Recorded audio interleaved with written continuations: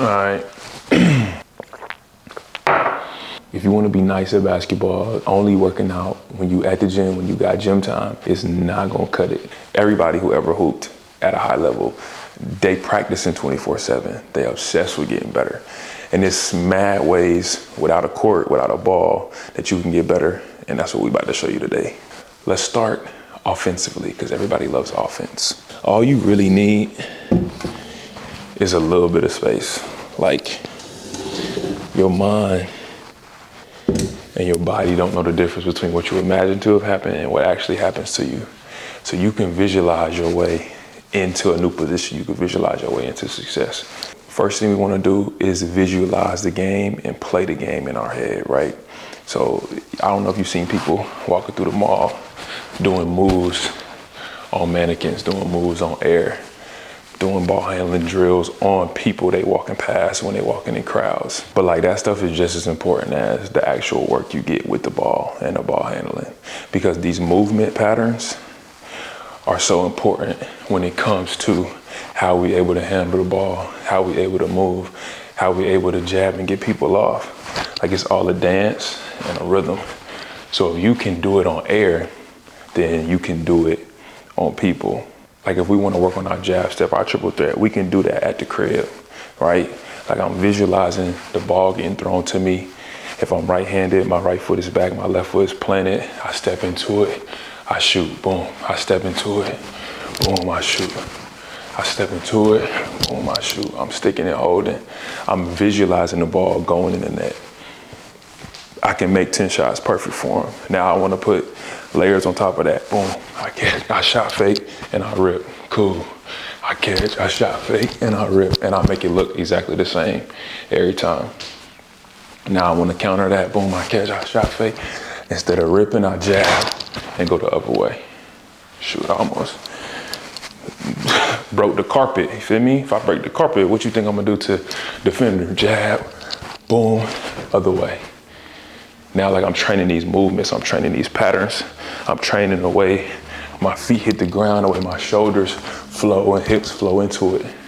Like, that's real. Like, the movement is more important than the actual move, if that makes sense. If I train my body to flow and move, that move would be that much smoother in the game. Why do you think dancers train in the mirror? A dancer trains in the mirror so they can see the movement and make it that much more crisp, that much more fluid every time they go through it. So if you got a bathroom mirror, same thing, you should be in the bathroom mirror, working on your shoulders. You in a weight room, most weight rooms got the mirror set up. So boom, get in the weight room and work on your jabs. Work on your jab, crossover, step back. Make sure it looks the way you want it to look. Like, you gotta see it in your brain. Watch the players that you wanna emulate, whether it's SGA, whether it's Book, whether it's whoever. You wanna get that movement pattern. You wanna get in the mirror and make sure you actually look like they do. Feel ain't real. Like, you may think you're doing something, but you're not actually doing it. That's why people need coaches. That's why people need trainers, right? Like, you should be able to coach yourself and train yourself on those little cues to be able to get your body in the positions that you want it to be in. So everything you do offensively is a visualization first. You'll learn the skill with a trainer, you'll learn the skill at practice, and then you need to get home and rep it out, mentally rep it out in your mind to the point where you can't mess it up.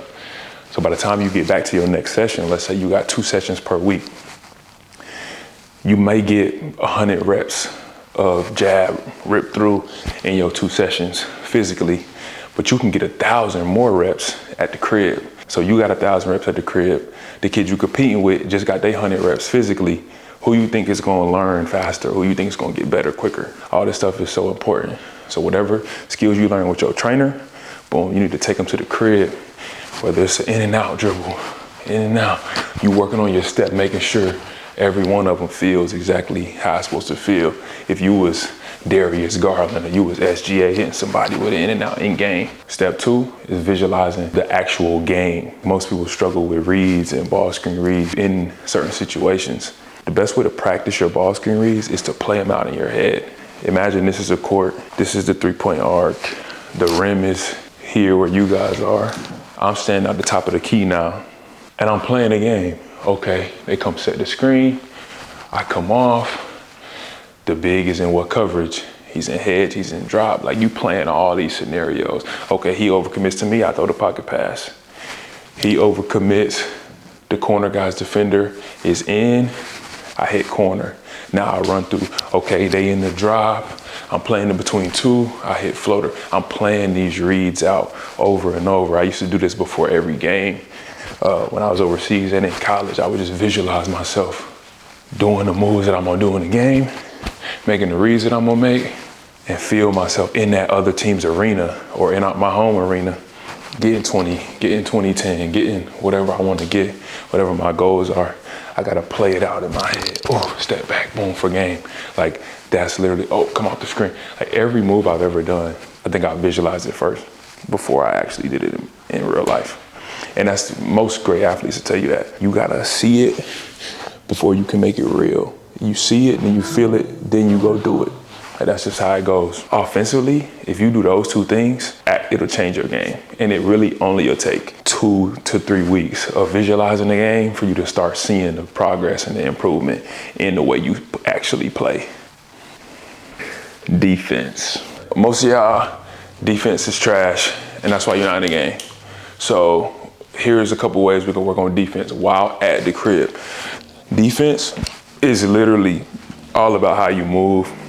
What you know too, don't get me wrong, you need to know where to be, but you also need to know how to move. My dad was an NFL cornerback for 7 years. My brother played in the NFL. So all this is DB stuff that I learned from them, right? So if you got one of these bent, matter of fact, no band first. When you playing defense, you wanna be in a stick stance, right? Head over, shoulders over your center of mass. You wanna be a little forward with it.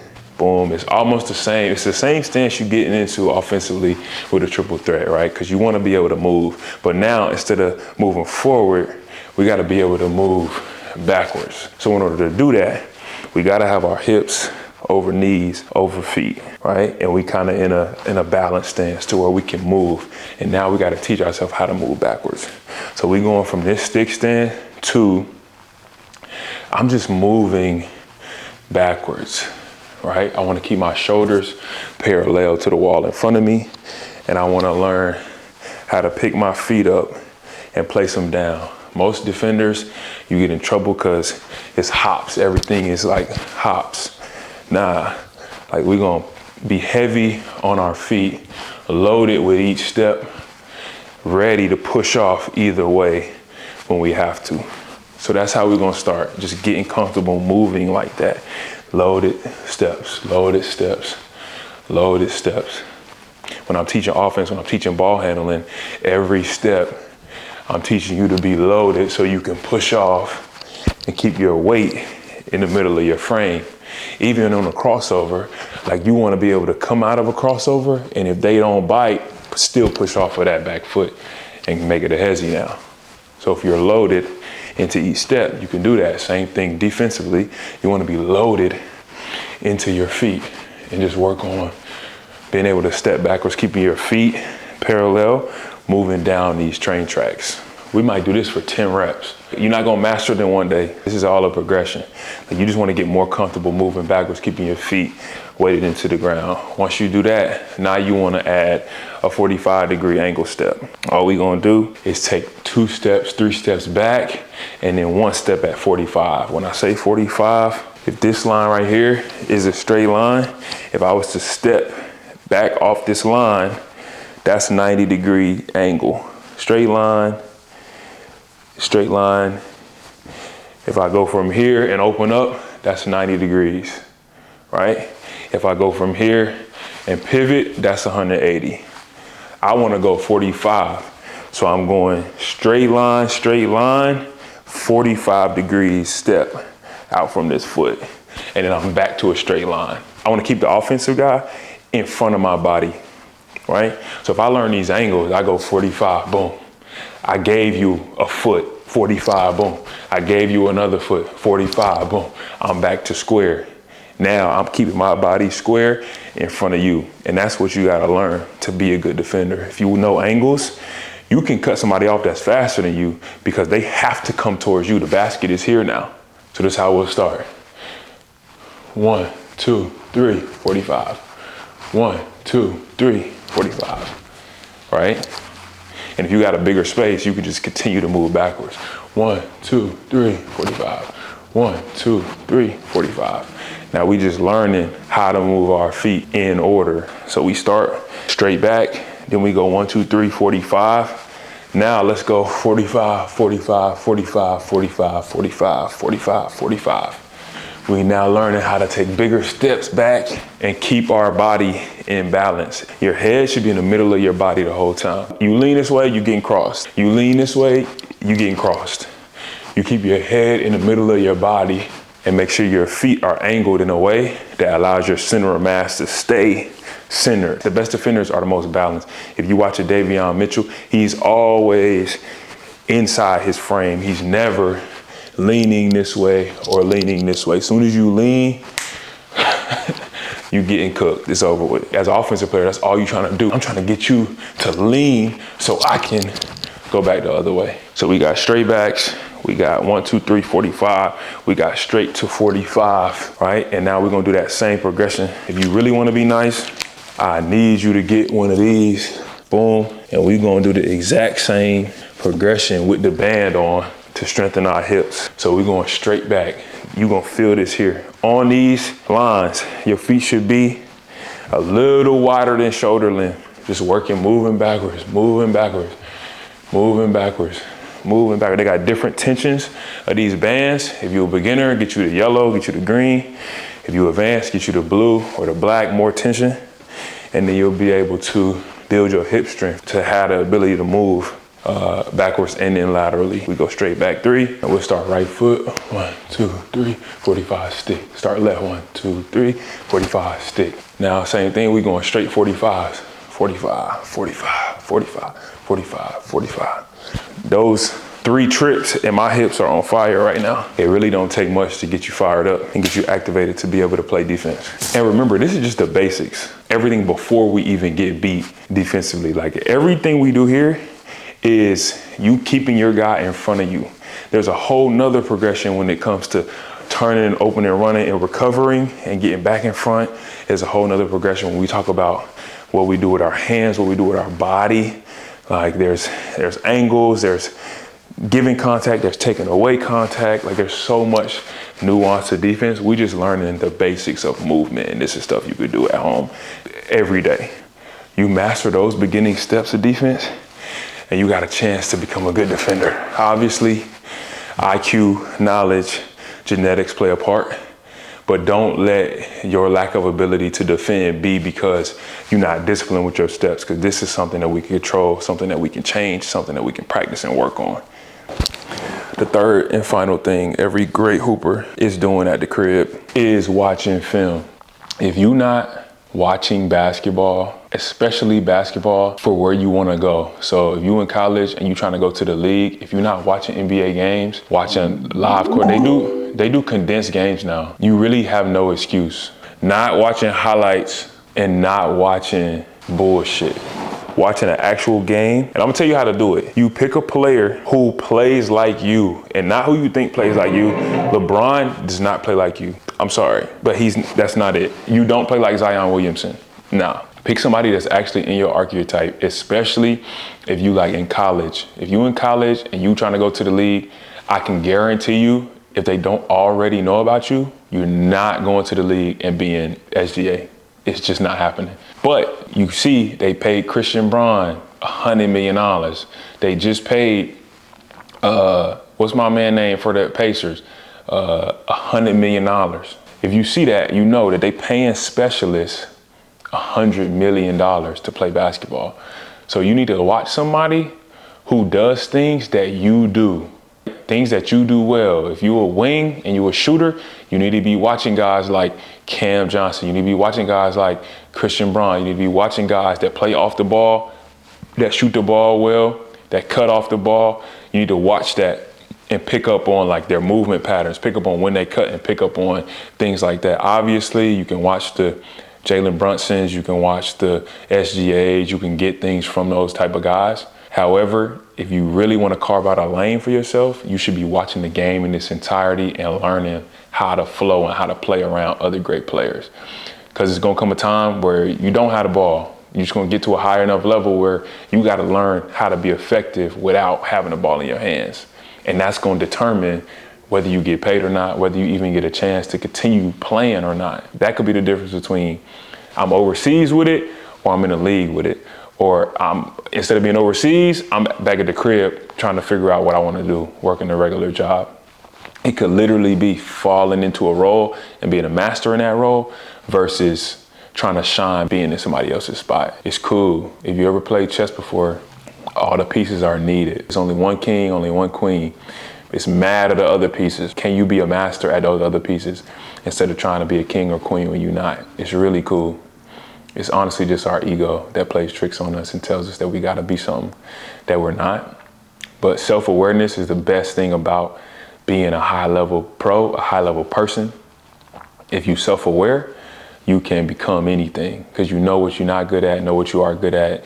And if you're in business, you can hire people to do the things you're not good at. If it's in basketball, you can let your strength shine and play the role that the coach wants you to play until you get more of a role. Kawhi Leonard, like, yeah, he's one of the greatest wings of all time, but at first he was just a defensive stopper. Go in, stop the best player. Now you own the court, now you can show the rest of everything you do. But if he had never decided to do that, who knows? But yeah, man, it's not as hard as you think. If you're not watching at least one quarter of live basketball a day, and you tell me you want to go to the NBA, or you tell me you want to go to D1, or you want to make your high school team, I'm going to tell you you're a liar, because a quarter of basketball is 12 minutes, real time, maybe 30. And if you don't have 30 minutes a day to give to your craft, then it's no chance for you to be top 1% at it. And that's what you're going to have to be to make this dream a reality. So many people in life say they want something. They cry and scream and play victim and look around and blame other people for why they're not where they want to be. But in reality, if you go back and look at your own life and look at the decisions that you made, it's probably your fault that you're not where you want to be. I go back all the time and look at my college journey, look at my high school journey, and it was because I didn't have the knowledge that I have now, that I didn't make it to the heights that I wanted to make it. Like, I did a lot, played D1, played in the pros, played summer league in the NBA, but like there's another level that I feel like I could have got to had I had the knowledge I have now then. And that's why we made this channel, to give you the knowledge early so you don't have to go through that same struggle that I went through trying to figure it all out. So yeah, man, if you're young and you chasing this dream, tap in with me. Let me know whatever I can help you with. Like, comment, subscribe. I'm here to teach and share all the knowledge that I've acquired throughout my journey in the game. The first of 82, the Jazz have possession with Keontae. But yeah, man.